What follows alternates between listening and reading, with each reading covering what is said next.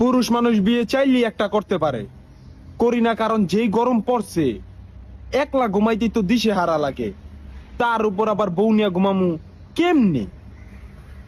তারপর তো আবার চলবই। দূর মিয়া, যা ভাবছেন তা না, মানে ফ্যান তো চলবই, গরিবের বাড়িতে তো আর এসি নাই যে এসি চলবো। মালে আসেন, এই গরমের মধ্যে তোমরা মিয়া বিয়া বিয়া শুরু করছো। এই গরমের চোদনে শরীরের ঘাম শুকাইয়া আয়োডিন যুক্ত মোল্লা সল্ট হয়ে যাইতাছে, আর তোমরা আসো মিয়া বিয়া নিয়া। আবার এক ধরনের প্রোডাক্ট আছে, ওরা কয় নাকি এই গরমের মধ্যে বউরে জড়াই ধরলে নাকি গরম লাগে না, উল্টা ঠান্ডা লাগে।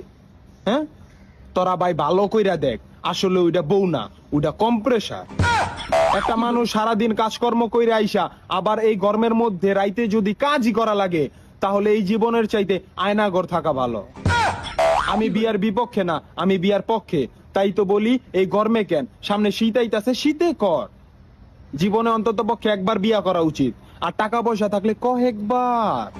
সবচাইতে দুঃখের বিষয় হইলো, বিয়ে করবি কর, শীতে কর নাইলে গরমে কর, এটা নিয়ে এত লাড়ালাড়ি করা লাগবো কেন? আমরা যে সিঙ্গেল, বউ নাই, গার্লফ্রেন্ড নাই, বান্ধবী নাই, কিন্তু আবেগ, অনুভূতি, শখ, আল্লাহ তো আমাদেরও আছে, বিয়ে তো আমাদেরও করতে মন চায়। বাড়িতে একটা জিনিস বোঝে না, তারা মনে করে যে তার ছেলে এখন তোরই বড়ই হয় নাই, আর এই দিকে বিয়ার চিন্তায় চিন্তায় দিন দিন শুকায় যাচ্ছি, তাদের কোনো হুশই নাই।